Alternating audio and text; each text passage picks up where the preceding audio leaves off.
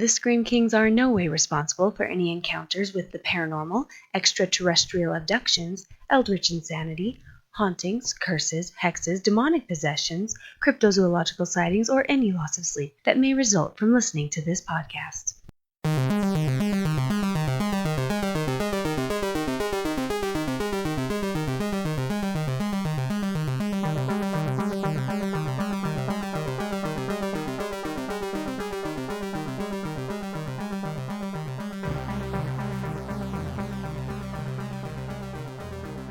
Hello, everyone. This is the Scream Kings podcast. On this podcast, no one can hear you scream. This is Max George. And this is Nathaniel Darkish.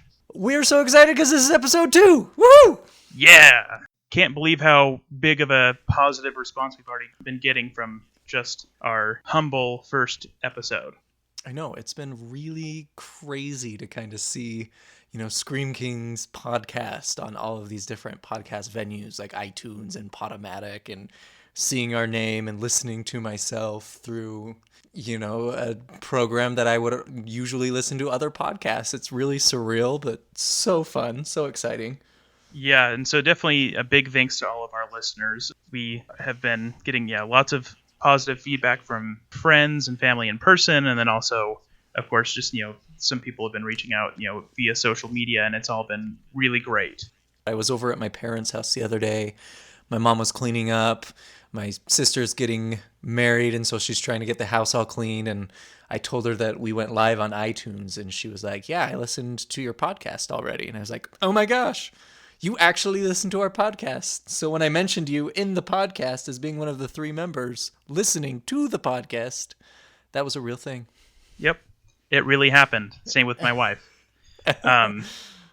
And so definitely super huge thank you, and just kind of going to get this up front. If you can continue to pass the word along, things like rating or reviewing us on iTunes is going to be really huge for spreading the word. Oh yeah, big time. If you want to share it on Facebook, Twitter, Instagram, whatever your favorite social media program is, we would so appreciate it. We are very excited to continue rolling out these episodes. We've started scheduling out movies we're going to be reviewing and topics that we're going to be discussing. And with that in mind, we also would love to hear from you guys. If you have any spooky stories or urban legends that you want to get out there into the world, let us know. And we'd love to kind of share them with everybody on the podcast. Yes, absolutely.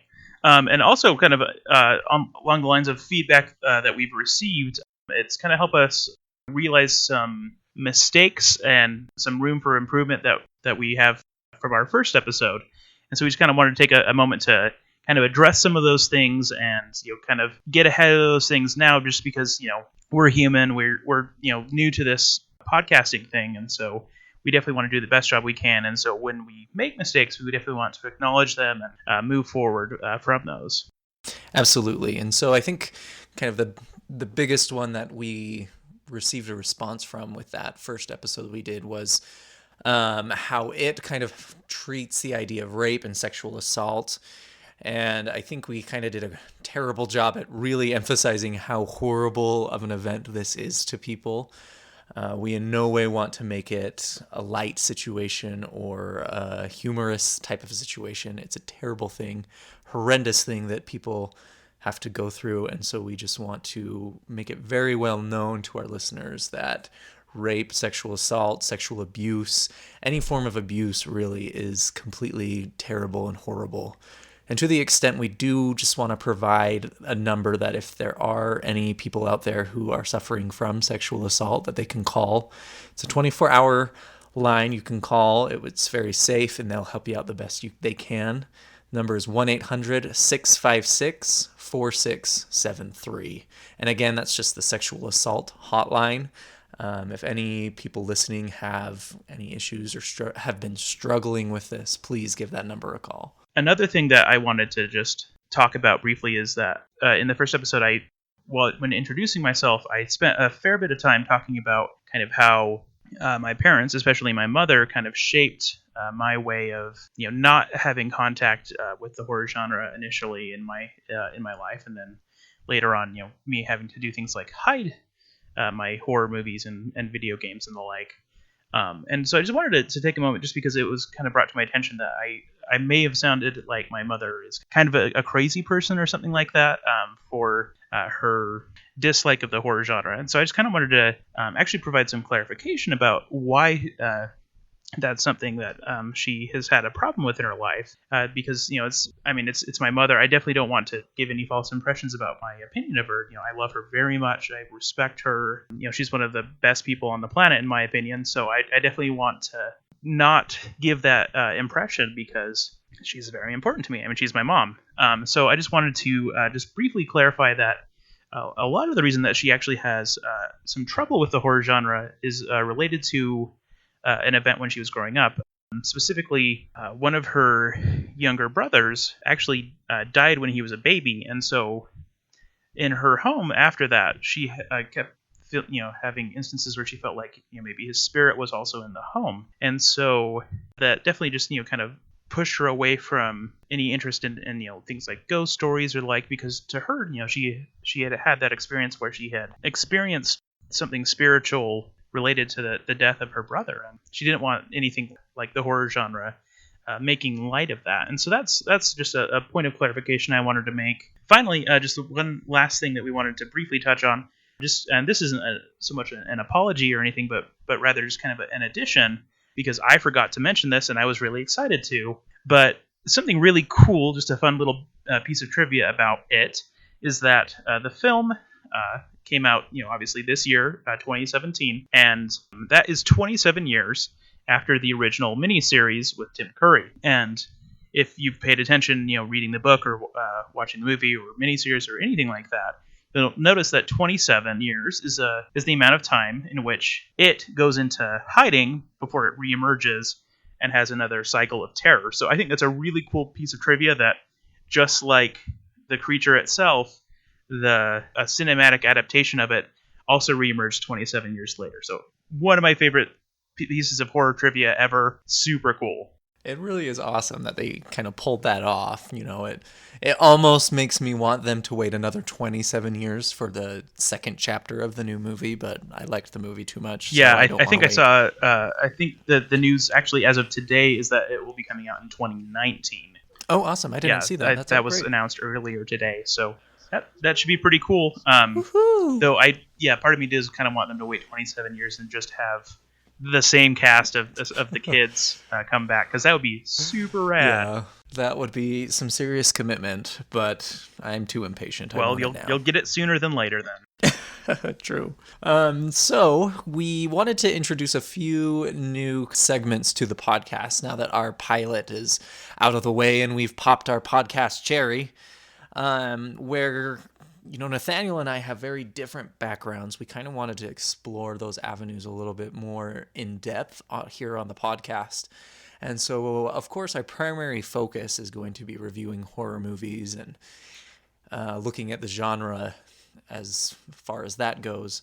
But more specifically, we wanted to give Nathaniel a little bit to talk about some of his horror writing, whether that be his own or some of those horror stories that he's read in his free time, stuff that he's just come across, and share that with you guys so that we can give you some stuff to look out for in the community. And then I'm going to take a little segment towards the end after our horror movie review. I'm going to call it Max's Occult Corner. Doon, doon, doon. That's a working title.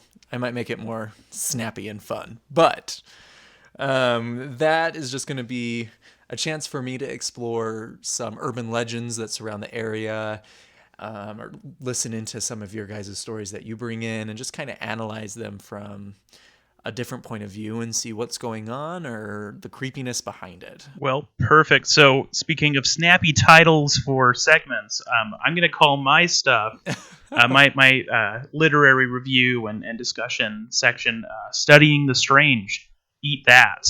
Ooh, I love it. Well, I'm changing mine to the Occulty Corner. It sounds like a bakery that sells pentagram cookies. I would go there. I mean, I would too. This sounds like a good idea. So we'll make lots of money doing that. Okay, anyway. So on our first Studying the Strange segment, I wanted to talk about something that kind of introduces us to the general topic of this particular podcast episode. And you'll notice definitely a through thread here. Specifically, we're going to be dealing with extraterrestrials today. Woohoo! I love this topic so much. As do I. A lot of my favorite horror anything comes from, or deals with that topic. And so I'm going to bring up one of my very personal favorite short stories that deals with an extraterrestrial being, specifically Lovecraft's The Color Out of Space. Now, this is a really cool story because I think it gives an opportunity to kind of discuss the idea of extraterrestrial life in a very fresh and unique way. And that's kind of maybe a weird thing to say since it came out in 1927 originally.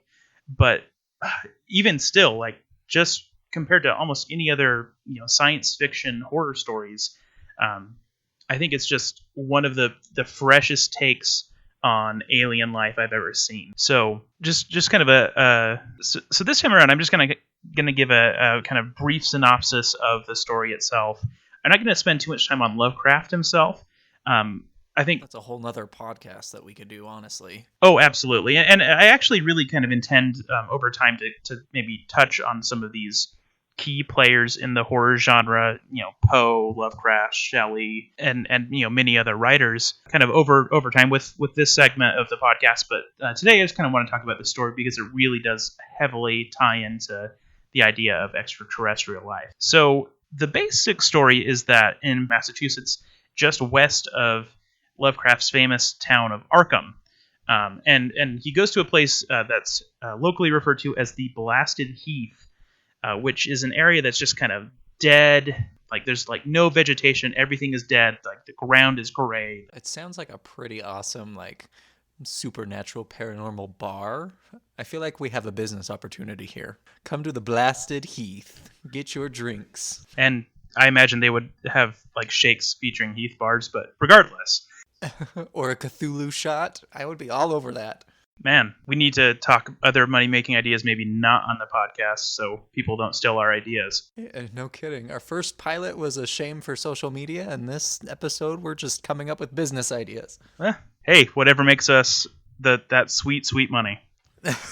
Oh yeah, because we're going to make so much money podcasting. Anyway, but so this area, basically the story is that this surveyor who has no name, who is the protagonist of the story, he is just going and he's checking it out. He's heard that it's kind of a weird place, and so he goes and he talks to this guy named Ammi Pierce. I assume that's how you pronounce his name. It's Ammi, and because he's heard from everyone that he's the one to talk to about the Blasted Heath area. And so he says, hey, so, what's going on with this area? What's the story here? And so Ammi tells a story about a meteorite that landed right in that area on a farm of one Nahum Gardner. And when it landed, it basically was, just a really weird material. It's kind of like this metal that it describes almost as being like plastic. And some scientists come and check it out because, a meteorite fell. And they, try to break off a chunk, and they have to kind of awkwardly hook some off because it's not really just metal that can break off normally. And it says that it just kind of fizzles and evaporates really quickly. And when they look at it under a microscope, it has these properties that give it stuff that's kind of outside the normal range of light that's coming off of it. And it says that there are colors that are kind of beyond what the human eye had ever experienced coming off of this thing. And so after a day or so, the meteorite is then struck by lightning a whole bunch of times, and so everything is destroyed. Now, at first, that was the extent of the weird experience. Oh, this meteorite comes, it gets struck by lightning, and then it's gone. But then some weird stuff starts happening to Nahum Gardner's farm. All of the crops start getting really big, but then just get really rotten and nasty. And so life suddenly starts becoming dark and weird and falling apart. And then it starts just affecting Nahum's family. His wife goes mad and he locks her up in the attic, and he starts to get isolated from the rest of his family and from the people in town. And then his sons start to go mad, and he just is freaking out more and more about what's going on. And does he have any idea what's going on, or are they just thinking that their lives are falling apart? He doesn't really know. He talks about just how everything is weird, and then he starts talking about how a color has infected his wife, and so he's just getting weirder and weirder. And then Amy Pierce, the guy who the surveyor is getting the story from, then talks about how he went and spoke to Nahum, and just is trying to figure out what's going on. And basically, as they're walking around, they're seeing like the skeletons of the dead family members, and they start to see like these shapes that are these colors that are kind of incomprehensible. And really, it basically just kind of permanently like mentally messes him up, kind of drives him mad. And then they see these like color shapes. So essentially, it is a sentient color that's outside of the spectrum that a human should be able to see, and the human mind can't really comprehend it. And so everyone who sees it goes mad. It's destroying all of the life around it. It's like absorbing everything and sucking all the life and color and everything out of it, everything in the surrounding. And then eventually it just shoots up into the sky and disappears. And so, I mean, that's basically the story. And so it's just, the main character is being told this story by Amy years later. And so it's just really bizarre, but I love it because it presents the idea of extraterrestrial life being so alien. It's a sentient color. I mean, where do you hear anything like that? I mean, the only really thing that comes to mind when you were explaining kind of the plot synopsis was Little Shop of Horrors. You have this plant that's an alien, but even then, like a color, making people go crazy and being this extraterrestrial, it just kind of, it's hard to wrap your head around it in a way. Yeah, absolutely. And I think that's what makes it such a strong piece of writing, is because, I mean, really, if there is extraterrestrial life, it may have nothing to do with what we're built like. It might not be carbon-based. It might not even be, on the same sort of, wavelength. It might not have any like normal cellular structures as we define them. Right, absolutely. And I think that's kind of a cool thing about this story is, whenever we hear of an alien or extraterrestrial, we always automatically assume, gray humanoid being, probing, doing all sorts of weird stuff, abductions. But again, like you said, if, extraterrestrial life does in fact exist, who knows what it really is, whether it is carbon-based or whether it is this, possessing color that makes people go crazy. Yeah, I mean, it's rare enough to even see stuff that doesn't really define our kind of conventional humanoid life form. And so to have it be this abstract, I think is wonderful. And really, I want more writing, be it science fiction or horror or whatever, that deals with the idea of life that is so different than what we define as a being should be. I agree, yeah. So in conclusion, what color would drive you crazy? What would be like the color you'd be terrified of, or your alien color? Puce. Puce. I was just going to say, is it chartreuse? Mine is probably orange. I've never liked the color orange. It always just kind of doesn't go with anything, except Halloween. That's fair. So... Still, regardless of those colors, though, nothing's quite as maddening as that color out of space. There you have it. Our first segment. We had our pilot episode last time, and now we're breaking in these new segments. And I want to read the story now. I think it is highly engaging, a very different take on aliens, and I'm probably going to look it up. Yeah, you definitely should. It's only like 20 pages long. I mean, Lovecraft's writing is really strong. It's really very powerful, very readable. Even though it's, almost it's 90 years old, but I'd say his writing is a lot more natural to read as a modern reader than a lot of stuff, even from, 30 years later. So let's, for the audience, just kind of go over again where they can find this, what the title is again, just so that they have it fresh now that you've kind of explained what the story is. Okay, so it's The Color Out of Space. It's by H.P. Lovecraft. You can probably just find it by searching for it on Google. Pretty much everything by Lovecraft is now public domain, so you can find it, typically probably just find a free audio recording of it on like YouTube, free ebook version, or just hit up a library. It's going to be in pretty much any complete Lovecraft collection, especially anything that deals with the Lovecraft Cthulhu mythos, as it is part of that mythos. Awesome. Well, thank you, Nathaniel, for your awesome review of this wonderful book. Short story. Short story, yeah, I guess it's 20 pages long. That constitutes a short story, not a book. Yeah. This is why you're the English major. Soon to be English teacher. That's right. All right, let's move into kind of our main big focus for the podcast. I hope the audience is ready because we are going to get deep into the movie Alien. I'm sure everyone was shocked that was our top pick for extraterrestrial life. Yeah, what we're trying to do here is we realized that we talked about a lot of great movies in the pilot episode. So we thought, why not go through each one and just kind of review the movies? Because we love them so much. We're passionate about them. They're good movies. It would just kind of make sense to kind of keep flowing with these movies. Yes, absolutely. And so I wanted to just take a moment to talk about why Alien is one of the two greatest horror movies ever made. And we will be talking about if it is a horror movie or if it is a sci-fi movie.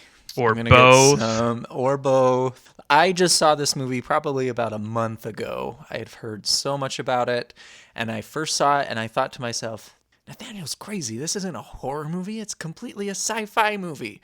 And that didn't go over very well at the beginning, so we wanted to kind of hash that out a little bit on the podcast and maybe get your guys' opinion as well. What do you think it is? I know I've been asking a few family members and other friends what they consider it as, and so we'll get to that when we talk about genre as a whole. Okay, so I guess maybe we should just give a basic rundown of the plot of Alien, just that way if anyone is unfamiliar with it, they can kind of at least know roughly what we're talking about. And again, if you haven't seen this movie, please go see it. It's a fantastic piece of art. But again, our podcast, we're going to get into the nitty-gritty of the plot and everything that happens within the movie. So again, spoilers will abound. We're going to spoiler all over you people. So just keep that in mind, please. Yes, prepare to be spoiled like a brat. So, the basic story of Alien is that there is a ship that is just hauling some cargo. This is about 150 years in the future, and this ship is called the Nostromo, and they're basically just a crew of people who were just, doing a basic job. They're basically truckers in space. That's really what it boils down to. That sounds so thrilling. I know, right? Space trucker. Well, see. And I'm going to get into why I actually really love that choice in a minute, but let me, I guess, give the whole plot rundown, and then I'll get into why I love even just little details like that. I mean, you could have 3 podcasts about this movie. I'm going to have to keep a tight leash on you. Yeah, I'm going to start foaming at the mouth a little bit. But so basically these space truckers wake up from cryo sleep, and once they kind of look at where they are on their navigational charts, they realize that they were woken up months in advance of them returning to Earth with their cargo. And so they're trying to figure out what's going on, and they realize that the reason that the ship woke them up was because they were hailed by a strange distress beacon coming from a nearby planet. So they go and check it out. Now, this results in them landing on the planet's surface. There's this big, giant alien spaceship. And the spaceship is an alien race that's referred to as a space jockey, though not directly in the film. It's mostly just in other text. But they go and check out the space jockey ship. And mind you, this is the first experience that that humans have ever run into aliens ever. And they go and check it out, and all of the space jockeys are dead. And so they're like, what's going on? Why is this distress beacon? What's up with the ship? And as they're exploring it, they find a bunch of weird, leathery eggs. Now, these eggs, one of them opens up, and a weird alien creature, referred to as a facehugger, jumps out and attaches itself to the face of one of the crew members, and basically that makes bad things start happening.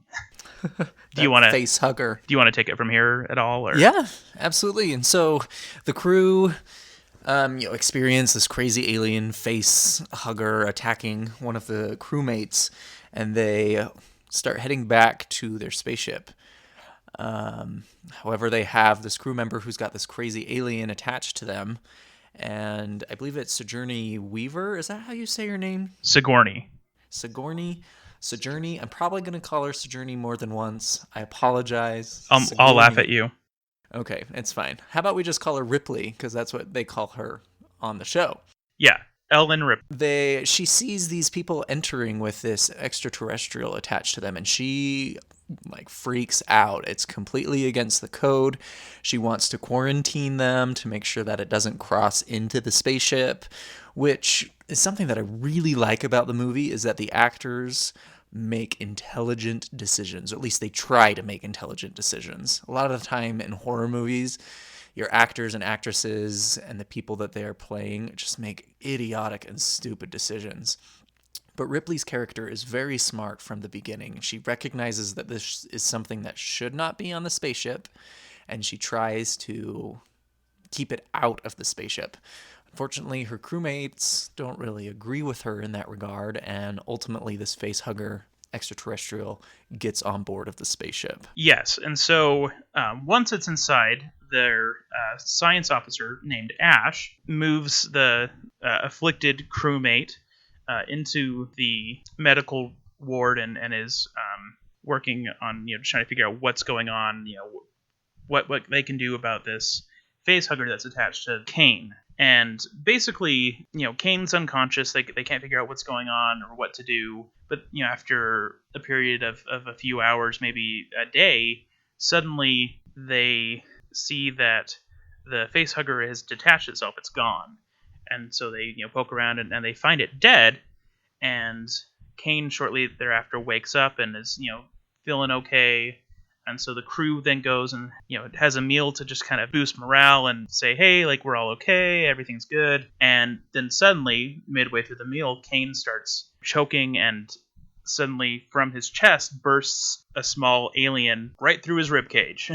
And I gotta say, that's probably one of the most iconic horror movie scenes that we probably have. There's The Exorcist, where Reagan pukes the pea soup. There's The Shining with the blood and the elevators. And I think this one was really iconic in that regard. Even if you haven't seen the movie, you recognize this scene just because it's so overused in other mediums. It's so fun to actually see it. One, for the first time. Again, I hadn't seen this movie until about a month ago, and so actually seeing it was such a fun experience just because the acting is incredible, the makeup and the puppetry of the alien are just brilliant. It's such a great scene as far as horror goes.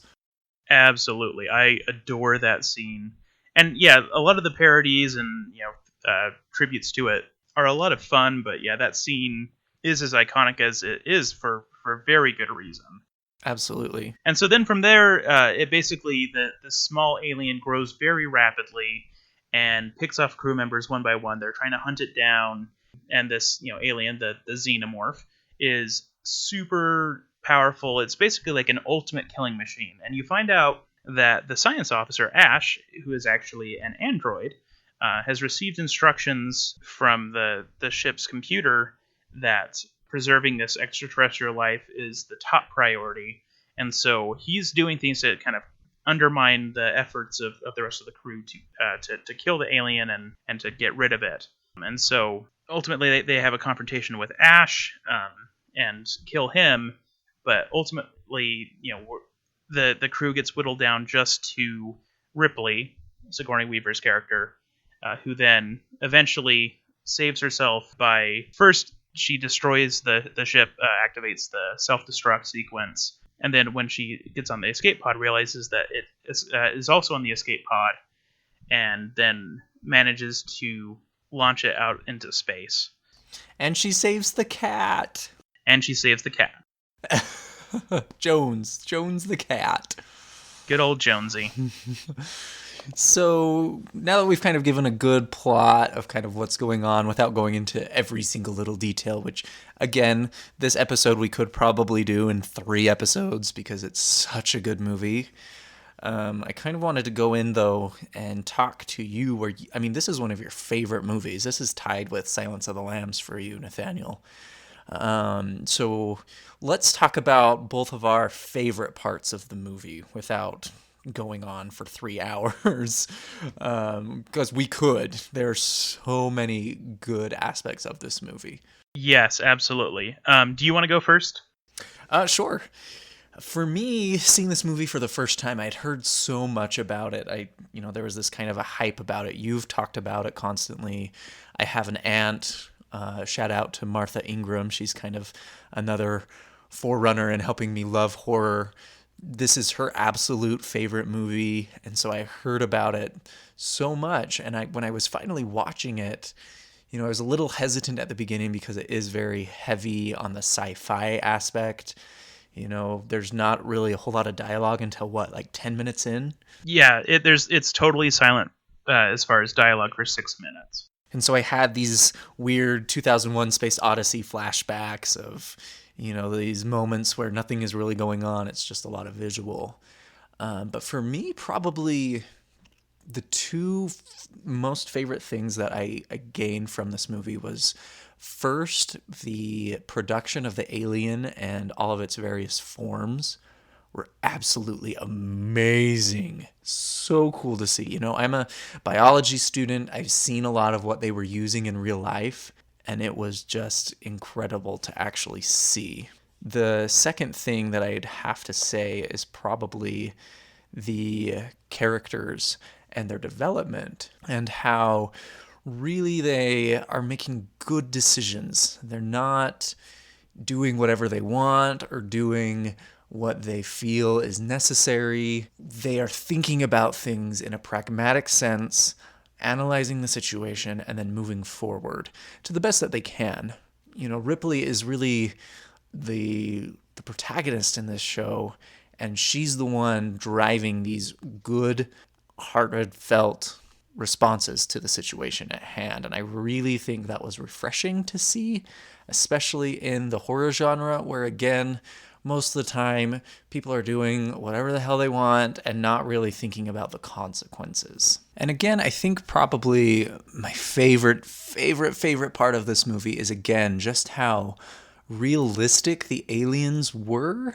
I mean, that first face hugger, it looked like a trilobite. You could see, these blood vessels and all of these anatomical parts that I've seen in my college courses. And I was just shocked at how realistic and how cool and how, biological they really made the aliens look. And again, that is probably my favorite part about this movie is it's an extraterrestrial movie where the aliens itself are not some superhuman, mysterious life form. They look very, very organic and very real in a sense of what extraterrestrials, look like. People, if you're a carbon-based organism, you're going to have blood vessels. You're going to have all these various components that, the director of this movie just did such a good job at making. And I believe it was Scott Ridley, correct? Is the director? Ridley Scott, excuse me. So how about yourself, Nathaniel? What is your favorite part? And again, don't take 3 hours. Okay, well, definitely have to agree with you about pretty much everything, about how the aliens looked, how they're designed. H.R. Geiger is the main designer, and he's just a dark sorcerer, basically, as far as just his genius in making these really... Can I want to add that to my resume. Max George, dark sorcerer. Dark sorcerer of alien design. That's awesome. Yeah, it's just his disturbing, twisted, bizarre work is just genius. And, I love that, he went and he actually took, real organs from, real animals and put them in, especially, at the bottom of the face hugger, when they're inspecting the dead face hugger. That's all real. It looks real because they actually took the time and effort to really make some really real stuff. And then also, I just love the design of the xenomorph itself, the full adult version. I love that, if you look at it face on, it kind of has a human skull look at the end, but it, is shot in a way that it still maintains its very unique alien monstrousness. Over and over again, it's just striking how freaky and bizarre and powerful it is. I love that. Yeah, each aspect of it is deadly and dangerous. I also like that there is a really an interesting approach to really the whole story, that there's this kind of phallic, look to the alien, and that's very deliberate. Everything in the movie is super deliberate. Essentially we're dealing with kind of a rape threat for men, which is a really unusual idea in any sort of fiction.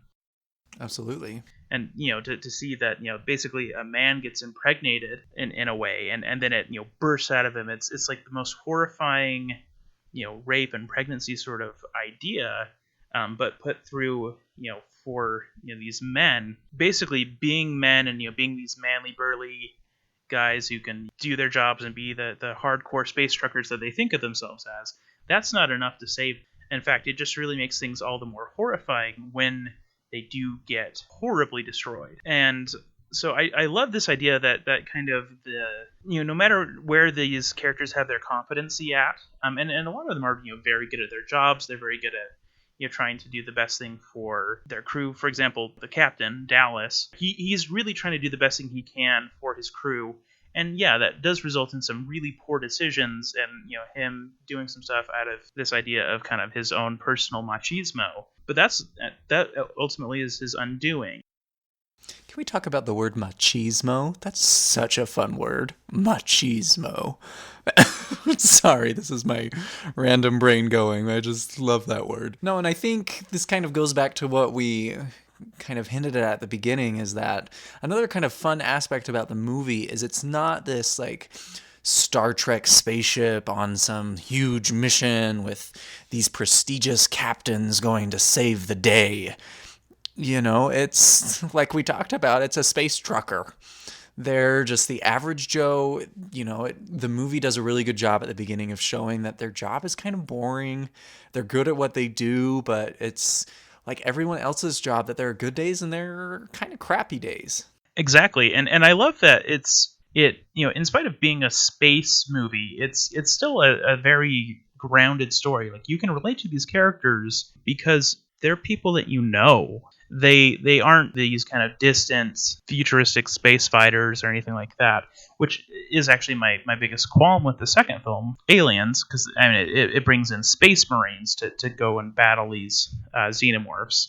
But instead, we have these very ordinary people who are just trying to do a job, and this aliens getting in the way of that, and then it starts threatening their lives, and so they have to make do with. They don't have guns, they don't have weapons to deal with this, they don't have training to deal with this kind of situation. Yeah, they're a bunch of people just trying to haul stuff from one end of the galaxy to the other, and they have to improvise, they have to make flamethrowers, they have to come up with their own way of dealing with this horrible problem. And so yeah, I love that you see that they are in fact actually really competent people, but ultimately their undoing tends to be when they allow themselves to be cocky, when they go in unprepared, when they underestimate their enemy. And that kind of leads me into what I love so much about the story, looking at the character arc of Ellen Ripley. Ellen Ripley, I think, is one of the best characters in all of fiction, and one of the best examples of a strong feminist character, because she can be super competent, and she's the sole survivor with the exception of the cat, and she does it not just by being this hardcore cold hard woman or something like that, but instead she does it actually by being empathetic and being the most humane of the humans. I was just going to say, she has this sort of humanity about her that really contrasting with this crazy monster who's just destroying everything.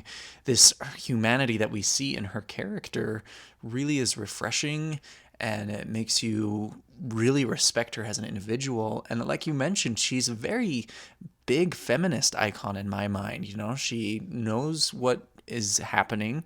She understands what's good and what's bad, and she tries in the best way that she seems possible to help fix the situation. Yeah, and I love that. I guess while we were watching the movie, I noticed that near the end of the film, she goes and tries to save the cat, Jones, who has run away just out of fear. and she tries to save him so he can not get destroyed when the ship self-destructs. And when that was going on, I remember that you kind of kept saying like, "Oh, that's dumb. That's like why would you do that?" Well, and looking back, when you're in the moment and everything's going so fast paced, you're like, it's just a cat. Like, save yourself, save yourself. But when you take a step back and you look at her character development and you look at what is really going on with her, of course she would save the cat. Well, yeah, and that's her biggest strength as a person, is that's her humanity coming through.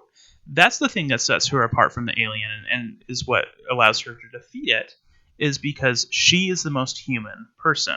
She's the one who actually cares the most, and is shows these moments where she is not this just cold, calculating killing machine like the alien, or like what the others try to do to defeat the alien. She takes the time to actually care, actually try to do what is actually best for herself and for others. And the fact that she spends the time in thinking about others is why she lives and why she ultimately defeats it. And so I love that character arc, because one, I mean, we don't really see enough characters in really any sort of genre that their biggest strength is their kindness and their humanity. And to see that in a fairly action-packed horror thriller sci-fi film is such a wonderful thing.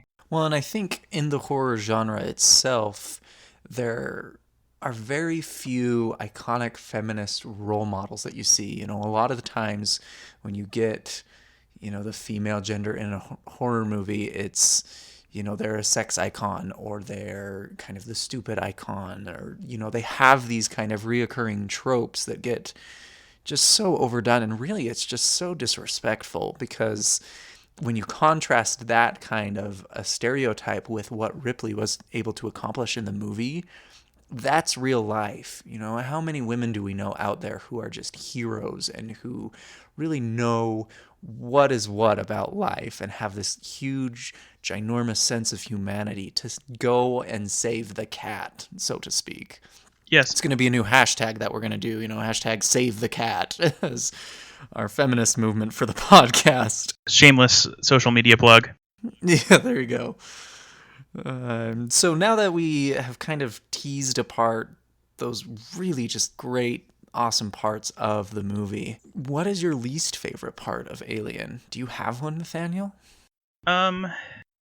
If something you had a critique or you would change, what would you do? I would say maybe the pacing in the first section of the movie could have been sped up just a little bit. I feel like it definitely does a good job of taking its time and making it feel realistic as far as people doing their job. And so when things start to go bad, and when the facehugger attacks, feels like you've been watching the movie for a good while when that happens. And so I think just trimming down some of those scenes a little bit really could have helped with the pacing. And also, I guess my only other complaint is just that maybe the chest burster goes to full adult scene a little bit faster than makes sense. Yeah, I was going to say that's going to be my biggest critique and probably my least favorite part of the movie. Again, I'm a biology major. I studied kind of the development of these animals. And so when it is a facehugger, it was really kind of congruent with how a species like that should act. And then it goes off and does its, cocoon metamorphosis thing. And then all of a sudden it's like this adolescent, juvenile alien that just kind of popped out of nowhere. There was no kind of missing link species, for lack of a better term, in between the two. Yeah, it seems like a Pokemon that was missing its second or third or of three stages. Exactly. There was no Ivysaur. It was Bulbasaur straight to Venusaur. Yeah, and like I appreciate that that's kind of part of why they underestimate it at the beginning, but even still, it felt like it was maybe a bit too much of a leap. Like I wouldn't have minded if there was kind of a middle stage in which it still really wrecks somebody, but didn't necessarily have to be as big and horrifying as it is right off the bat when it comes down from those chains and kills the maintenance guy whose name is escaping me right now. Well, and to keep the, Pokemon theme, it was like this Dratini line where Dratini is this small dragon Pokemon, and then boom, all of a sudden you have Dragonite that doesn't look anything like it at all. And Yeah. it felt a little disjointed, but again, the movie is so good that you don't really care.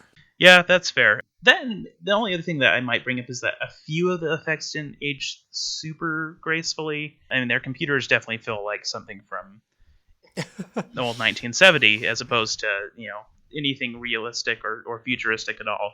But I mean, that's fine. That's not anything to complain about. They were doing the best they could with what they had at the time.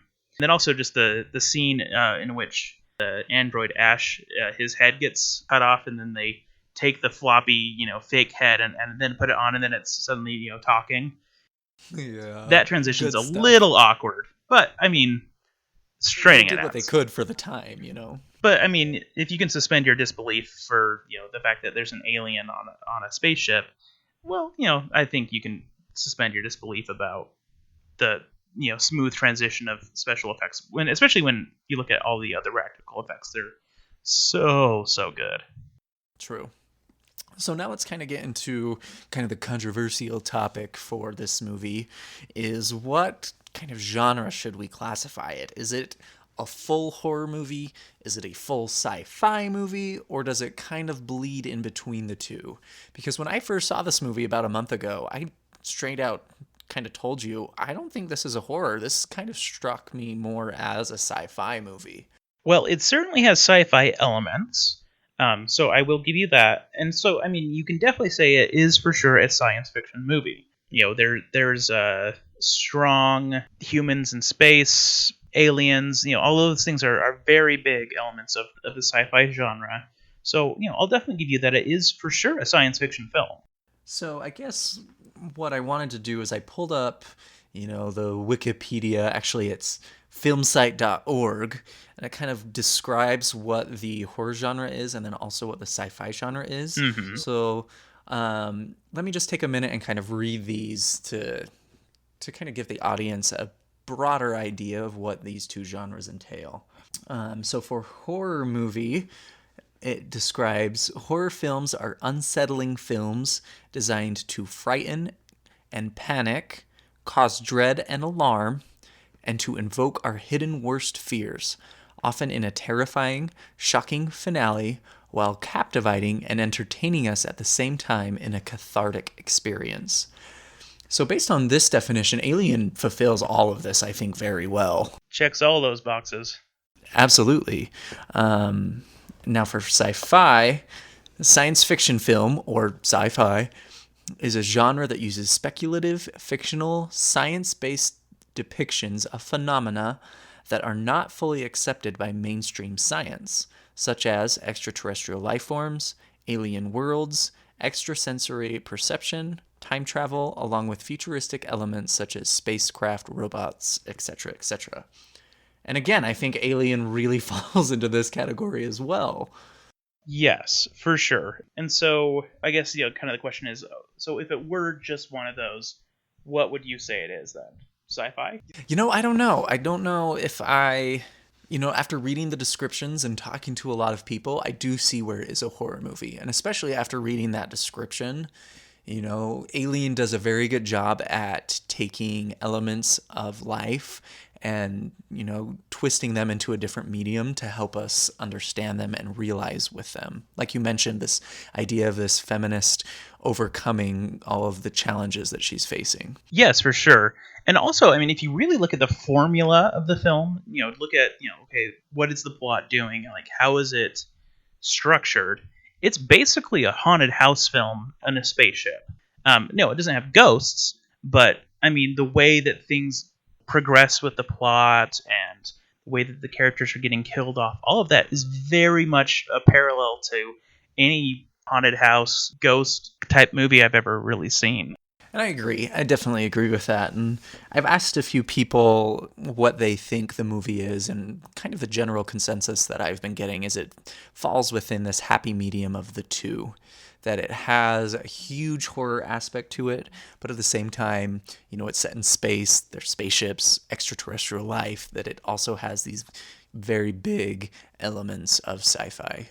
Yeah, and I mean, I'd say that this is definitely the most horror of any of the Alien films. I know you haven't seen the other ones yet, and I haven't seen the newest one. But as far as like Aliens and Alien 3 and Alien Resurrection, the rest of those are more of a straight up sci-fi film series. Especially Aliens, so the second Alien film. That one really is pretty much like straight up action sci-fi. Space Marines versus aliens, versus, as opposed to this slow, methodical, scary film.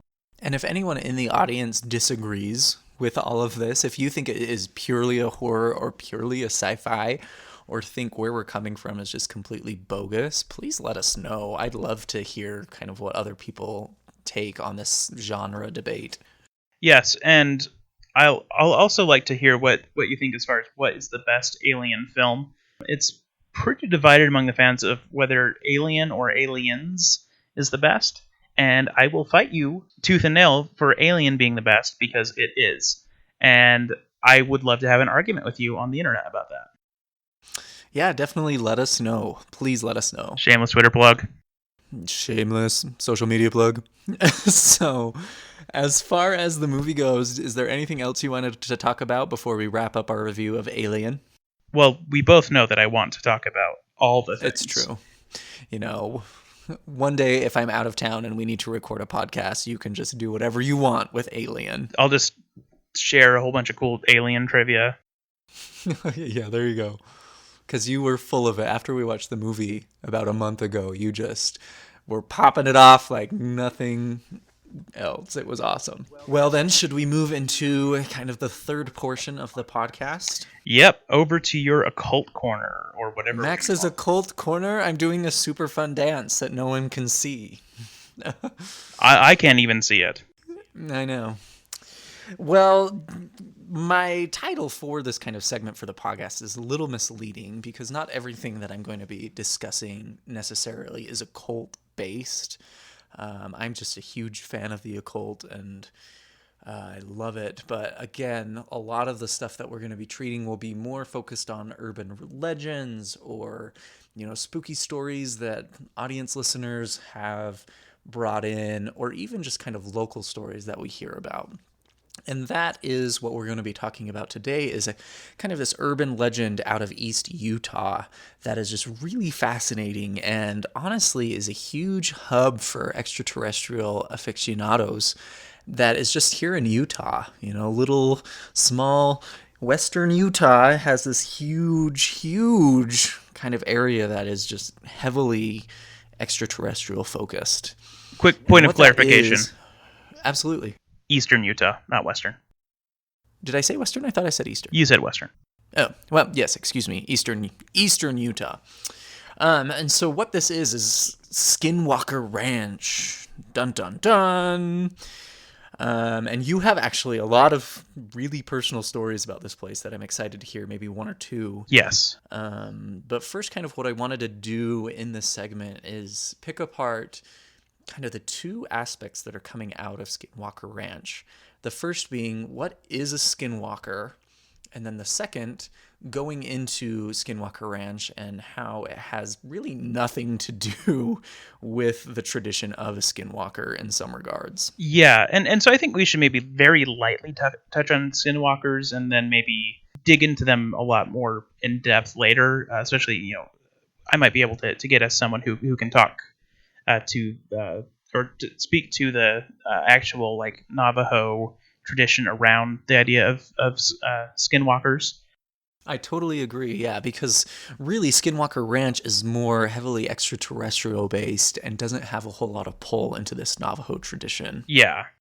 But for sake of clarity, Skinwalker does come from the Navajo tradition. It comes from a word that is loosely translated to, by means of it, he or she goes on all fours. And so what basically a skinwalker is you have this traditional sense of a shaman within your, Native American communities, kind of a medicine man type of a figurehead. And the skinwalker, takes that and kind of flips it on its head, creates this, demonic, evil type of a shaman whose full intent is to really cause chaos and discord within the communities. Usually they're someone within the Navajo community who's kind of gone rogue and start to develop an interest in black magic or evil associations. And in order to become a full-fledged skinwalker, the legends state that they have to kill someone either within their family or someone who is very close to them. And by doing that, it allows them to develop all of these type of negative magical abilities. And primarily the one that is highlighted in the media and in, pop fiction is their ability to transform. In a sense, it's kind of the Native American idea of a werewolf, except much more broad, much more powerful in my mind. A lot scarier. Yes, very much so. They're kind of this mix of, a were animal. They can turn into, various types of animals, whether that be a bear or a coyote or a wolf, anything like that. But also this type of warlock kind of shaman where they can curse people and bring negative aspects to individuals. And kind of the interesting thing that I thought is really awesome, not awesome, but really insightful into the Skinwalker tradition is the Navajo culture doesn't like it at all. And so they are very hush-hush about what all is involved in the Skinwalker type of a ceremony, which I think is really interesting that it's just something so taboo that to this day they try and keep very quiet about. Now that goes into Skinwalker Ranch. Skinwalker Ranch is also known as Sherman Ranch, and it's approximately 480 acres out kind of southeast of Ballard, Utah. And this ranch has been known as Skinwalker Ranch because there have been a couple of sightings of where people feel like these humanoids are running on all fours, trying to keep up with their cars on the side of the road. A lot of different kind of mythos about these creatures. However, a lot more kind of reportings about UFO activity have come out of Skinwalker Ranch. You have a lot of UFO sightings, a lot of cattle mutilations, a ton of just different, more extraterrestrial focused events that have happened on Skinwalker Ranch. And so really Skinwalker Ranch, the title is a little misleading because there have been sightings of these Navajo evil shaman, but really the bulk of the paranormal activity that's going on in this location revolves around extraterrestrial activity. Yes, absolutely. I can share some at least secondhand stories about some of that extraterrestrial activity. Yes, please. I know you have family. Is that what it is? Based out kind of in eastern Utah? Oh, yeah. So, yeah, most of my dad's side of the family is out in the Uinta Basin area, so eastern Utah. And one of my uncles actually was pretty good friends with the owner of Sherman Ranch, aka Oh, awesome. Skinwalker I didn't know Ranch. that. That's great. Yeah, they were pretty good buddies. So he actually saw some of these unusual things firsthand and has shared those stories with family members. And so that's kind of how I heard about all of this. So the first thing that's unusual that he has seen is orbs. Basically just an orb of light flies around. It's fairly unexplained. It's probably about the size of, I'd say, a baseball, and just kind of flies around through the air, doing some interesting twists and turns, and then will disappear. And he said that on several occasions when he was in that area, he saw them. Sometimes large groups of orbs flying around. Other times it would just be one or two, but very unusual to say the least. Yeah, absolutely. I mean, orbs, you find them all over kind of ghost sightings, ghost locations. I know if you go to the Ogden Cemetery here in Utah, there are tons of documented cases where orbs appear in photographs. So it doesn't surprise me that orbs would be commonly found out there at Skinwalker Ranch. Yes, and so that's one of the most common things. And from what I understand, those orbs were kind of the first thing that the owners of the ranch experienced too. They started to kind of see them at night, and then sometimes they would do stuff like fly two of them in parallel, and it almost looked like someone's headlights driving around their property or something like that. And so they'd go out and inspect, and then it would do some sort of maneuver that was not possible for a vehicle to do, like hop over a fence and fly away. And so they, at first were just thinking that people were driving around their property trying to steal from them or something like that, but it ended up being a little bit more unusual than that. Any other kind of stories that you want to share before we start closing up? Yeah. So the other story is around something that's also really heavily documented at Skinwalker Ranch, which is specifically there's a lot of sightings of kind of unusual animals and unusual humanoid figures. As you mentioned, there's kind of these humanoid figures that have been seen like running along vehicles. A lot of times those have been referred to as looking very Yeti-like, almost like Bigfoot or something like that. Which my uncle couldn't confirm any of that. He never had any experiences with that. But another thing was actually really, really abnormally large wolves, which is very weird because one, wolves are mostly not in Utah. Most of them have been kind of killed off.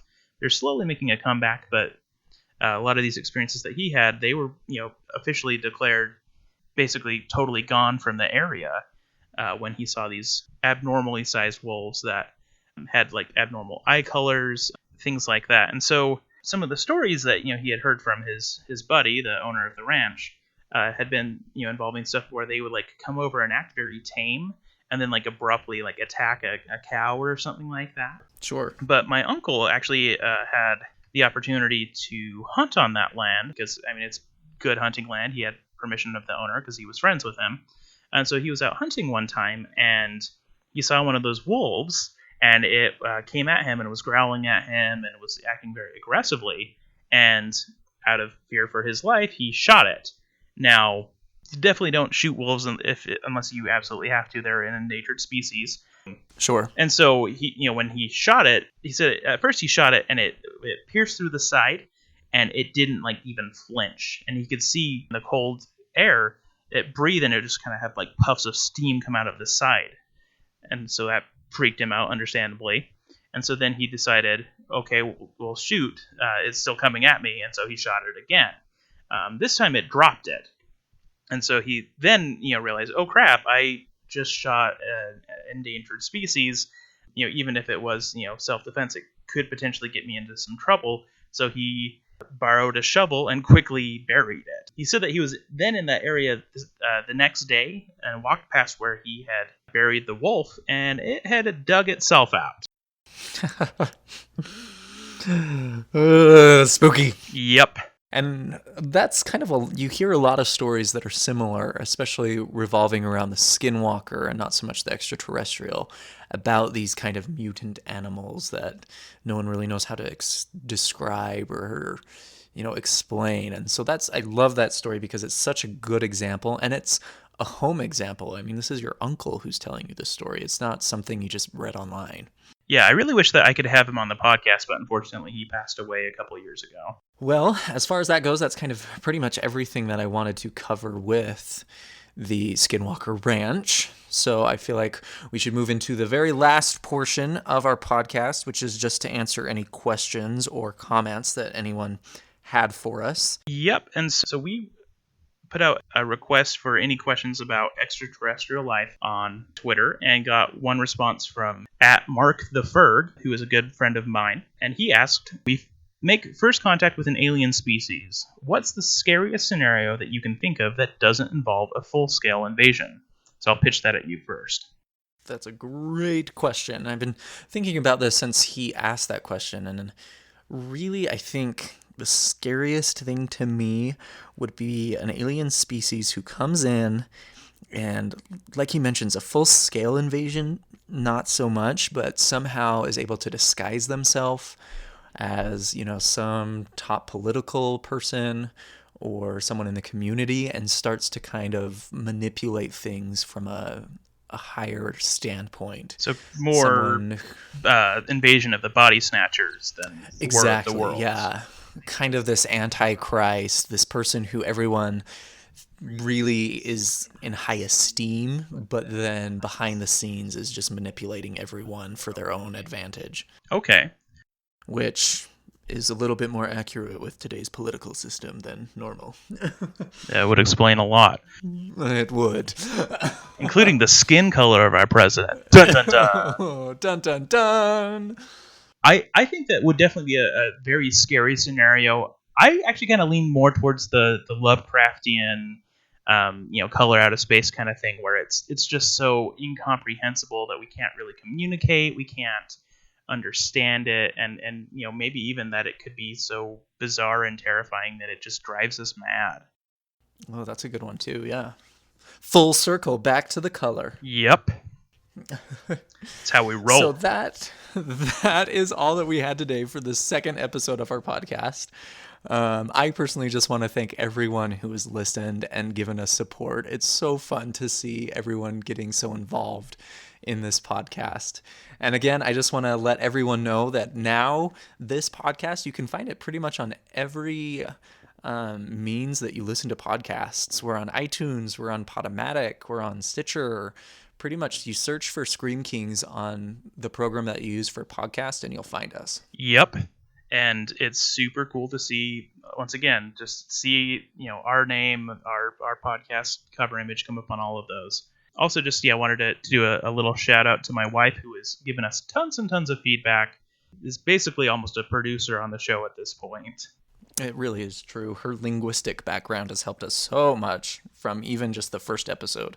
Linguistics and theater and all of that has been a big help. And yeah, she's given us tons of notes. So yeah, if this continues, she'll definitely end up probably getting some producer credits or something from the show. Well, I think that pretty much wraps up stuff for me. So do we want to just kind of hint at what we're going to talk about next time? Absolutely. Go ahead.